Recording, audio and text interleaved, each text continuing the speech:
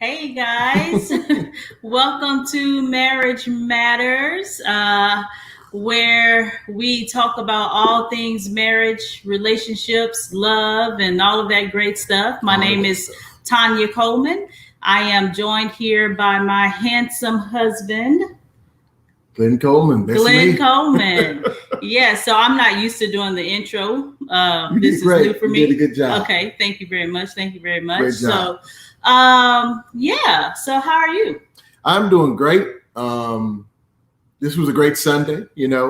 I always love Sundays. Mhm. Woke up this morning, had an awesome job. Look, this is really cool. I had an awesome time this morning. I got a chance to fellowship with my friends over at Life United. Cool. Shout out to Life United, and also had a chance to play this morning with my good friend Pee Wee. For those of you who know Pee Wee. Okay, awesome. I'm always asking him, how do you want me to introduce you? Well, I always ask, you want me to introduce you as Jermaine, right? Or you want me to say Pee? He's always Pee Wee. So shout out to Pee Wee. Got a chance to hang out with him this morning. And play with him. It's been a while since I played with him. So way before the pandemic. So cool. It was good. Good morning. Good. Good. Hello, Mama. Mama Lena is joining us as always. Love you much. So guys, listen, this is and I'm clapping my hands because I'm excited. This is a very special month for us. This is the month of May. What happened in the month of May? The month of May, a lot of things happen in the month of May, but particularly we will be celebrating 20 years of marriage on the 26th of this month. Yes, sir. 20 whole years of marriage. Yes. And that's just marriage. So right. We've been together. I'm gonna see if he gets it right. So we dated for 3 years. Mm-hmm. And we were we were engaged for a year and a half. Mm-hmm.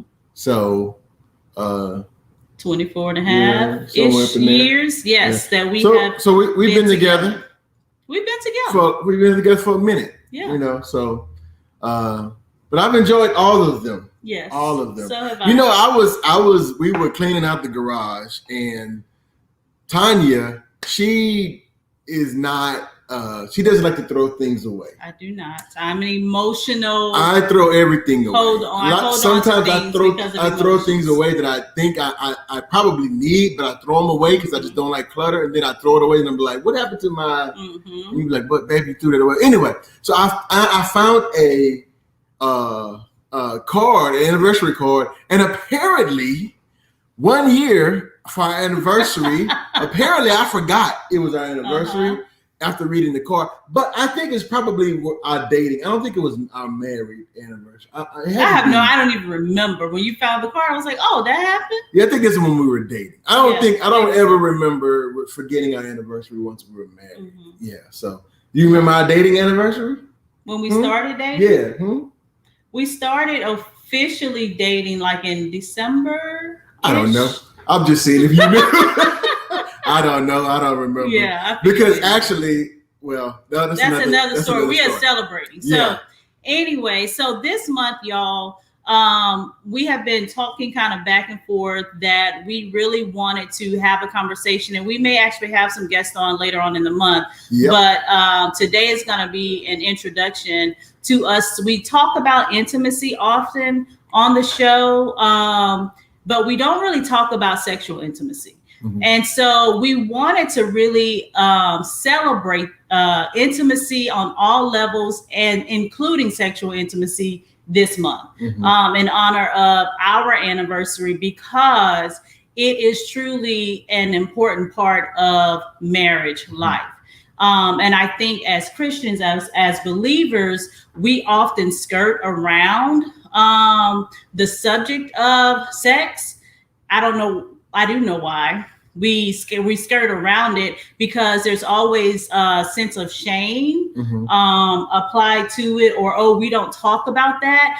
Well, y'all, we have to talk about it. So many marriages, so many couples are struggling because of that particular issue. So I think that it is very important that we do talk about it, and that we have some conversation around it. So pretty much this month, that's what we're going to be addressing. We're going to give you some of our personal insights on some things. We're going to share with you what the Bible says. We're going to share with you, as Glenn likes to say, tips and tricks about how to create, enhance, or make better your intimacy as a couple. How to have those conversations. Are you talking about it? We're going to talk about it. Yeah. Are you talking about it with one another? Yeah. Are you seeking guidance and real counsel from people or help if you're struggling in that area?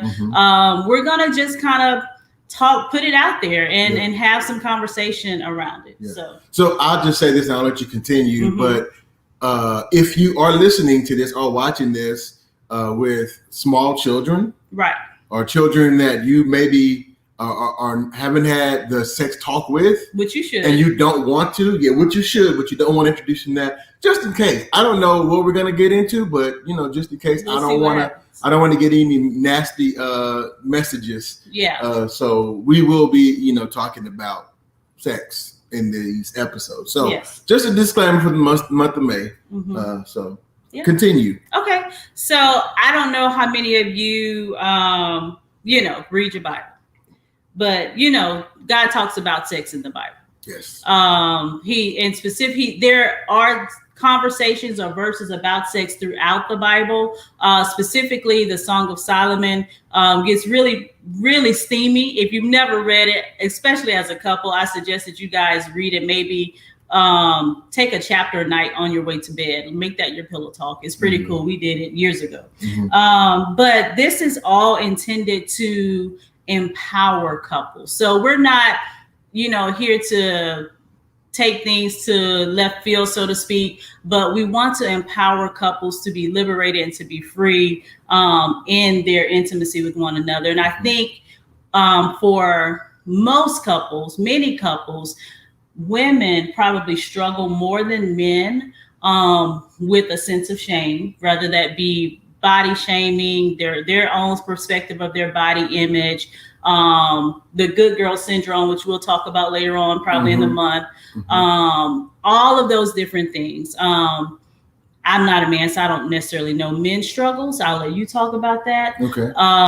But we kind of want to empower people to get free from a lot of those things and seek help, learn to talk more as a couple. We have more conversation now about everything, including sex, than we ever have. Yeah.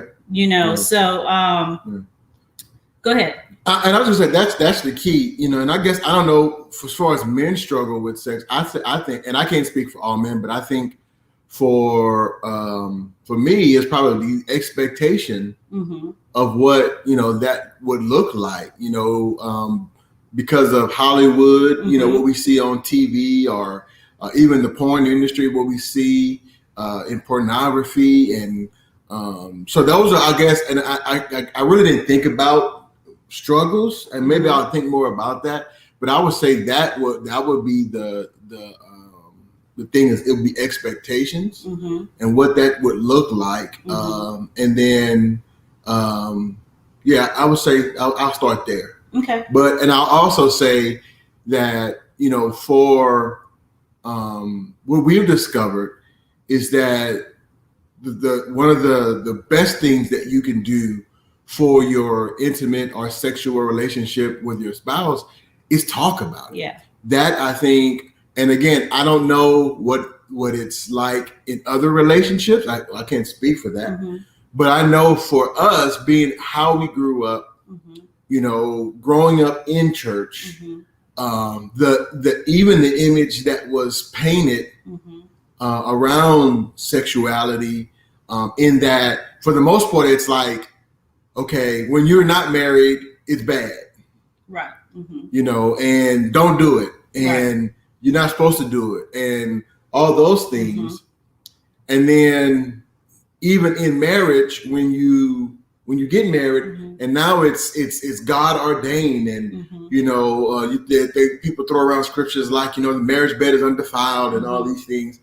But because of that programming, I think it's like we do it, we have sex, but it's like we never talk about or is it enjoyable, or is what can I do different? How can I improve? How can I be better? All those things. And I think the reason why we don't talk about it, like I said, is just because the concepts, or what's the word I use? I don't want to say the indoctrination, but just what we were taught growing up. The framework. Thank you. That's good. It's not something that should be openly discussed. I'll just say it like that. Right. Even like when we have the talk with our kid, it's like, we make it so, and I'm a firm believer, and I know I may be pulling you off, but no, you're good.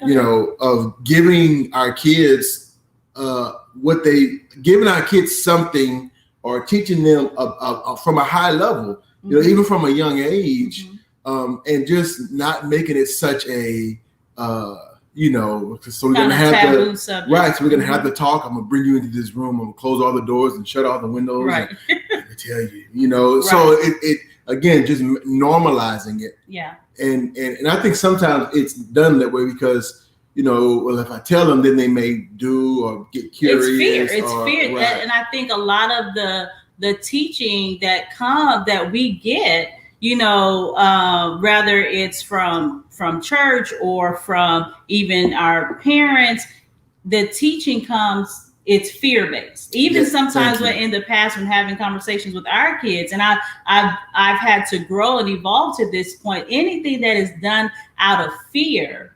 it's not going to be fluid and true and authentic. There may be some truth to it, but it's not full because there's fear there. And so you're reserved and holding back on some of the conversation. Yeah. And so I think, especially when we're talking about our kids, one, we have to teach them to love and value themselves, and that they have complete and total agency, over their bodies. And, I've had conversations with the girls about, that no one has the right to come into your personal space, without your permission. And so we had conversations and started teaching those things from really, really little. Yeah. And a lot of it was from my own experiences as a child. And we'll talk about, some of that later. Yeah. But Can I say one more thing? Yeah, absolutely. I think what you said is the key is it's motive. Right. Everything about it, you said it, being fear-based, and even and we'll get into this a little bit as we go, but what is the purpose of having sex? The motive is, it's not, the motive is everything. Even between, or I don't say even, but between the husband and the wife, the motive is everything. And that determines the health of your sexual life, within your marriage. Right. And I want to say it like it's separate, but because it should be all one. So I'll just say that because I don't want to get too far ahead. Yeah, but that's fine. So I wanted to read, and I typed this up just in the process of thinking about this month and the space that we're creating. So I want to ask people who are watching, whether you're watching us live or you come back and you watch the replay or you listen to the podcast, send your comments, send your questions, all of those different things. We love to engage. We love to be able to chat and to communicate with you. And we'll talk more about if you and your spouse are needing some marriage coaching. We make ourselves available for that as well. And we'll talk about that later on. But I wanted to read this note that I had typed up. It's been several weeks now. The goal and the purpose of these conversations. So we want to empower couples to understand and embrace true intimacy, break free from stereotypes that leave them longing for something that is their birthright. So sexual intimacy in marriage, including sexual intimacy, is your birthright. Yeah. Okay. Intimacy is not attainable without vulnerability. And we talk about vulnerability here on this show all the time. And really, that's probably one of the most vulnerable moments. Absolutely. It should be. It should be. It is not always. Right. And so I think if you struggle with vulnerability, that's going to be also a struggle for you to have vulnerability in and that when it comes to in sex, and when it comes to, like I said earlier, just talking about it, you have to be very vulnerable. Right. Right. In that, I mean, that's, Yeah. Okay. And so, I mean, and when we say talk about it, we're talking real conversation. And so we're going to talk about what that looks like as we go further along. It's going to be a great 4 weeks, guys. So tune in. It's going to be absolutely it's gonna be great. And true intimacy creates sexual freedom in marriage that you cannot have without it. We are celebrating intimacy in honor of our 20 years of marriage, because marriage matters to us. That's my little tagline. Marriage matters to us. Yes, it does. So here's what this is the first scripture that I wanted to kind of bring to the table today. As I mentioned earlier, the Song of Songs or Song of Solomon. This is chapter 7, verses 7 through 10.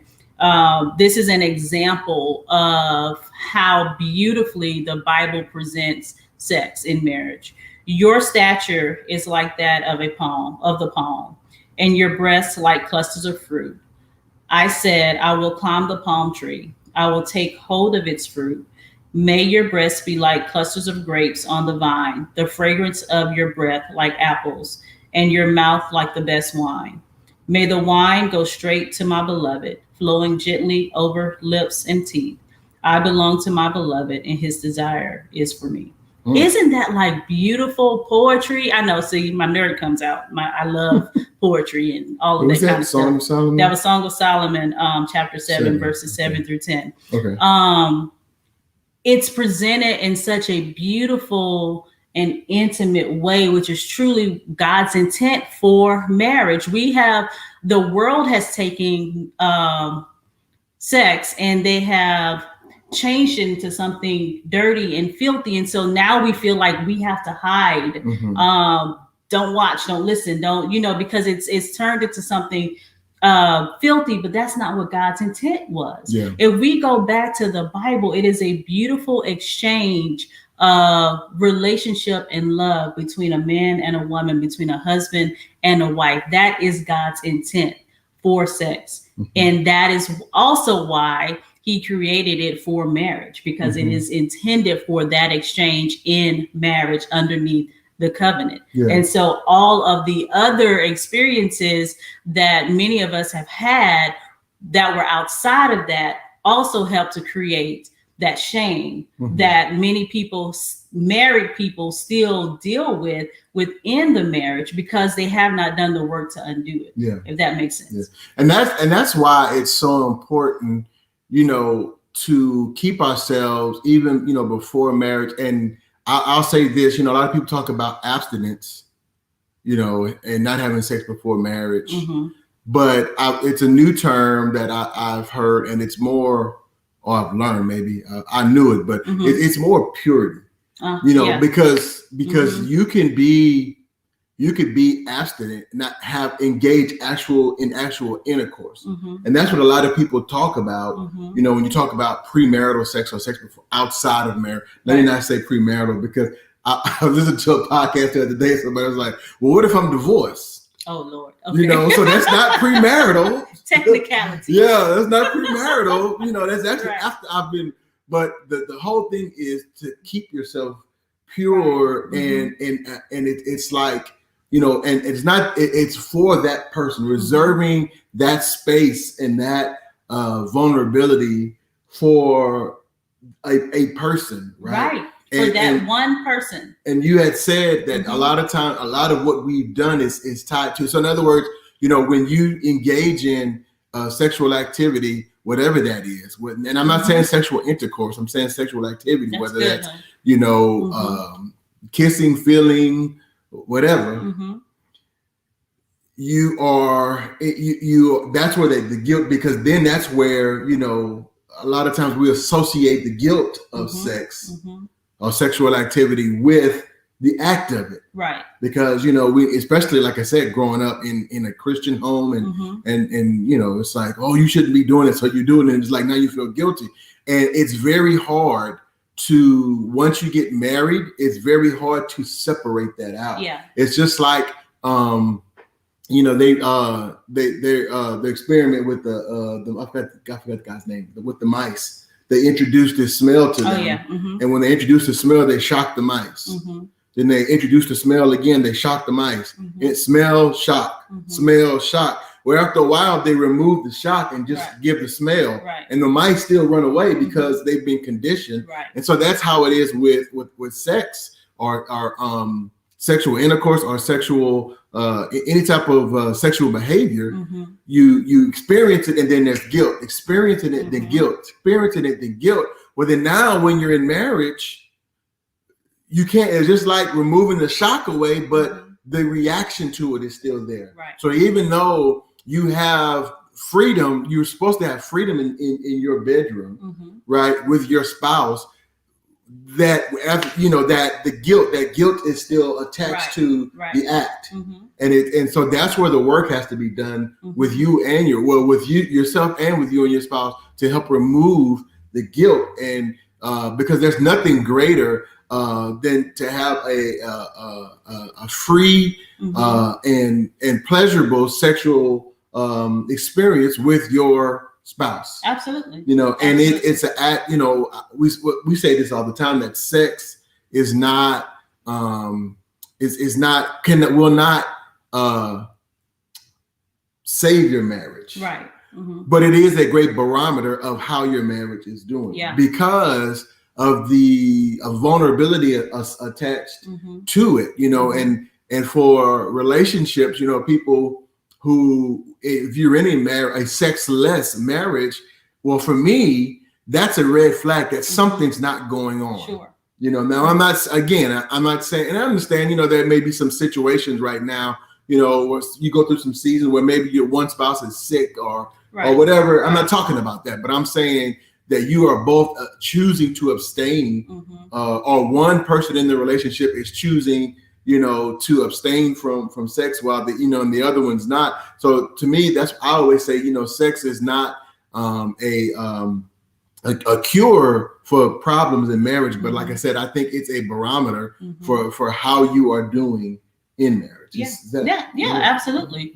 because it's like one of the vitals, like when you go to the hospital and they hook you up to all the machines, right? They're checking all the vitals. Well, sex is one of those it's one of those monitors that can kind of give you an idea of how. And what I'm saying, and not just having sex, but the health of it. Are both both of you enjoying it? Right. Are both of you desiring it? Right. Right. From each other. I can always throw that in there. Yes.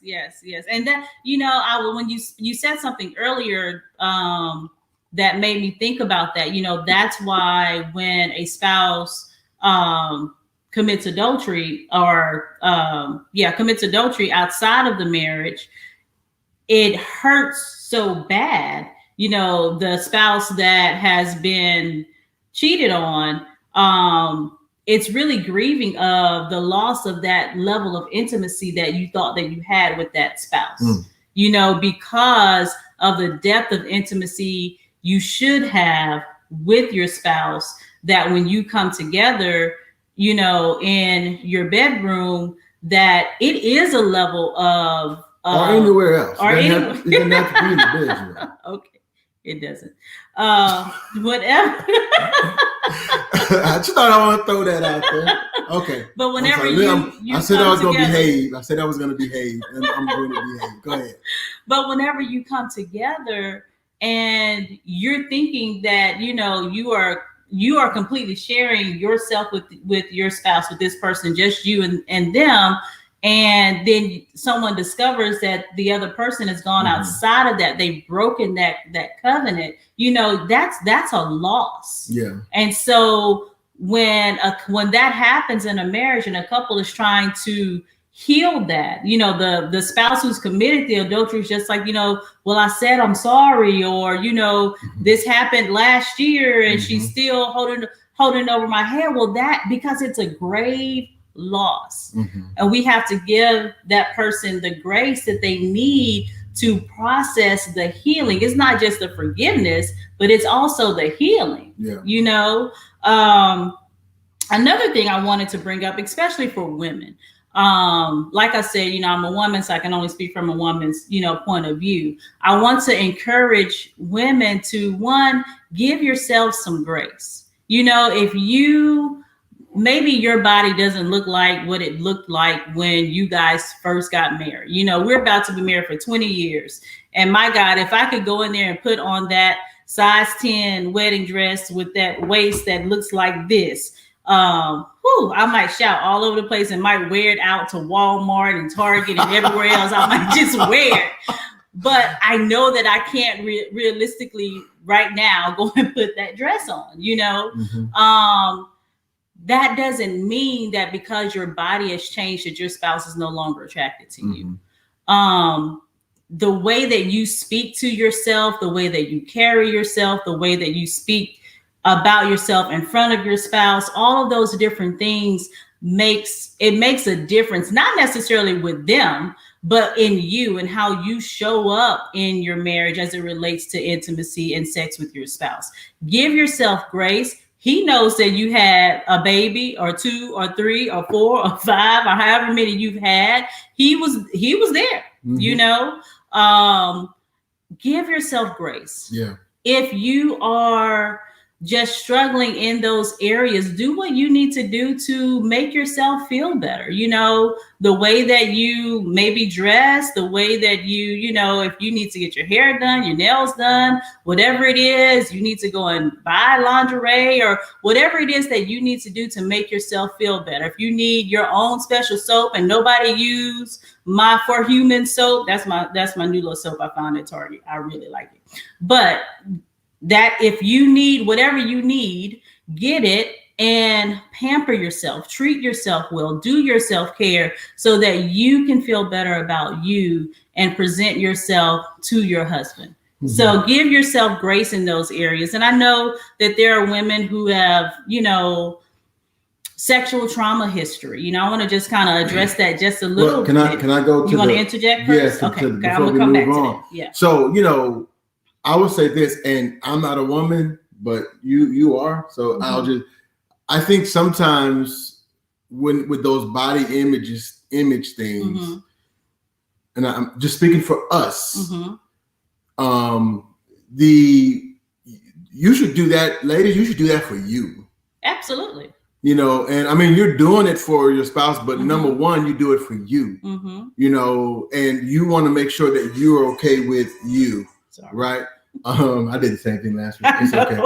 But and then the other thing I want to say is this. That's why I believe, you know, when we just read the Song of Solomon, and she referred to was it? I don't know if I gotta go back and read it, but she was referring to their love as wine. And I'm like, that's a great analogy, because as you know, wine gets better with time. And that's the same thing I have found with your sexual relationship, or your, I'm gonna find another term for that. The sexual relationship, or anyway, in marriage, it gets better with time. And that's why, you know, I believe, you know, like, I know that we've changed. I mean, it's not just you. I know I've changed, you know, since 2001. I know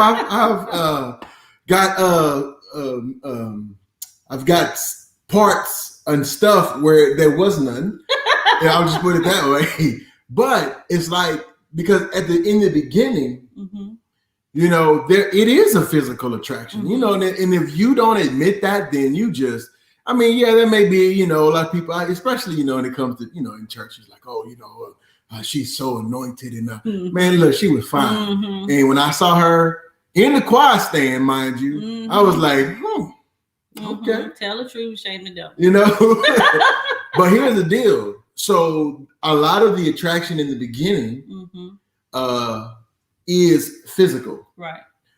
But as we got to know each other, as we spent time with her, and now 20 years later, I'm still attracted to you physically. I'm not going to doubt that. But also, I am attracted to you for the person who you are. I'm attracted to you for all these different things that we've talked about on countless other podcasts, Sure. you know. So it's like, you know, and I'm saying that to say, you know, and I don't want to come off as, I don't know, I got to just say it. The changes don't matter as much when I love you for who you are and not, you know. Yeah, that's good. But I mean, you know, you still fine to me. You know, I tell you all the time, you know. You do. You know, you know. But that doesn't, even if you're not a size whatever, I don't know all that. Even if you're not that, I'm still attracted to you because the attraction is deeper than just the physical. Yeah, it's part of it now. I'm not gonna lie. You know, again, I'm not always spiritualizing it. It is part of it, but that's not the only thing. Yeah. So I just wanted to add that in. That's good. That's very, very good. Yeah. And I agree, even from the woman's perspective. I mean, yeah, you've changed over the years. You know, you don't have a head full of hair anymore, Lord, like you did on our wedding day. He was so proud his waves were. Boy, them waves was popping, wasn't they? Yeah, they were. And you know what? Good. You know what? I'm not to brag on the waves, you know, amen, praise God, not to brag on. But almost anytime somebody look at our wedding photos, they always say, man, them waves. Boy, you know what I'm saying? You know. Yeah. So, but I like the bald head and I like the gray. Thank you. I told her this morning I was gonna dye my beard black again. If you feel the need to do that for yourself, you go ahead, but you don't need to do that for me. I like the salt and pepper. Okay. Yeah, and I like the bald head. Okay. So I like you just the way you are. I liked you then, and I like you now. Okay. So anyhow, that is kind of what this month, what we're going to be addressing throughout the month of May. We're going to go deeper, of course. This is kind of like the intro to the celebration of intimacy throughout the month of May. But we wanted to give you guys something today to think on, to think about, and to look forward to. So you had anything else you wanted to add? No, I think it's going to be, I've been wanting to do this. We've been wanting to do this for a while. Yeah. I had to get there. And that's another thing. I had to get there. You were like ready, like, let's go. And I'm like, yeah, I want to do it, but I'm ready. And even part of that is, and so again, we still are evolving. Yeah. You know, and even, you know, us having this conversation on Facebook Live and on YouTube Live, you know, without any pre-recorded, right. You know, whatever we no say edits, we just live. Whatever we say is out there. It's you know, it could be, you know, intimidating thing or whatever. But we always go back to this. We want your marriage to be the best that it can be. On all levels. On every level. And we gotta hold ourselves to this. We said we're gonna talk about everything, often. Talk about everything.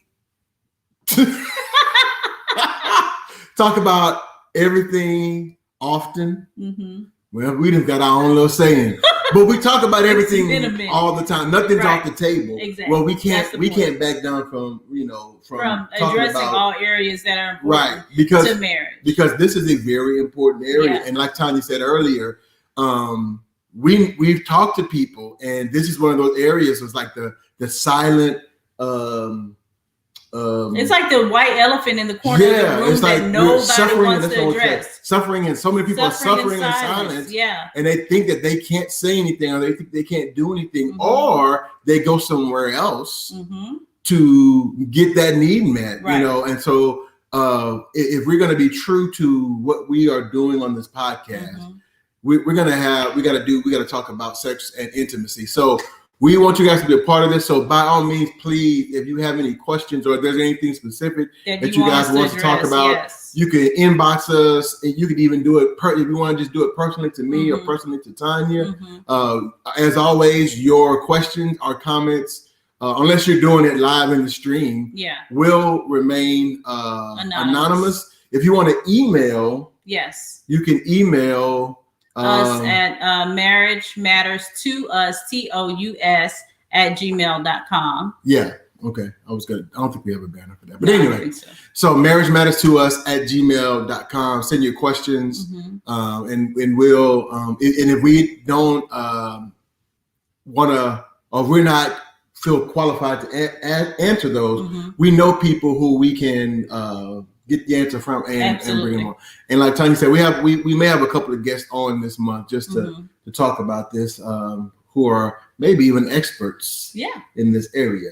So anyway, you got anything else? No, actually, I'm going to save what I brought up earlier. I'm going to save that for... My bad.